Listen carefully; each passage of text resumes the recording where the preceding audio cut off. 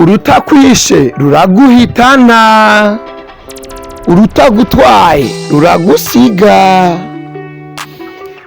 Ni Mr. Koresha umwanya kuva muri FreeBG TV. Hello bakunzi ba FreeBG TV, mumeze gute? Mumeze neza? Twe tumeze neza. Nkuko mubizi, uno munsi ku munsi wa kane niho haramutse habona inkuru hirya nino ku rubuga rwa Facebook, aho n'amastati menshi ya WhatsApp na Instagram hariya ibintu bisa n'ivyashushe cyane. Ati ibyo vyashushe navyo nibiki? Ni Empire Avenue muri kino gihe itameze neza cyane, iri mu bintu biri mu yabira. Inyuma ya Benturo gufungwa afungishijwe n'umwigeme Mona Warda, Sadbisatro nawe biriko biravugwa neza yuko yoba yaraye mu gasho. Ako gasho nta numwe aratanga umuco ako gasho akariko, kuko nabagerageje kukabaza ntibaronse inyishu, kuko bari kugenda bakabona ukuri kuzuye neza yuko yoba ari mu gasho.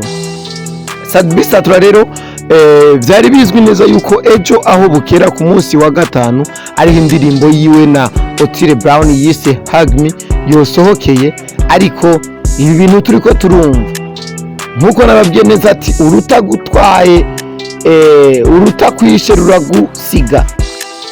Indirimbo jidasohotse azoba ari ivyo, indirimbo jigasohoka azoba ari buzz, kimwe bakunze kwita buzz nabo benshi bakayita yuko ari gucira inzira igikorwa.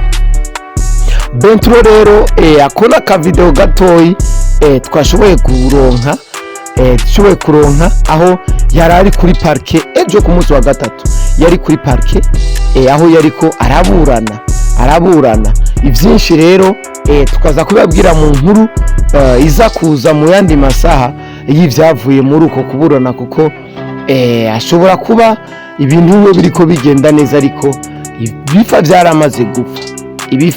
byaramaze gupfa. Turavuga neza ati umuryango wa Empire Avenue turawuhojeje kuri ivyo bintu biriko biravugwa ko bimwe byaragaragaye ibindi ntibiragaragara. Mr. Koresha umwanya kuri FreeBG TV, ndabakunda cyane.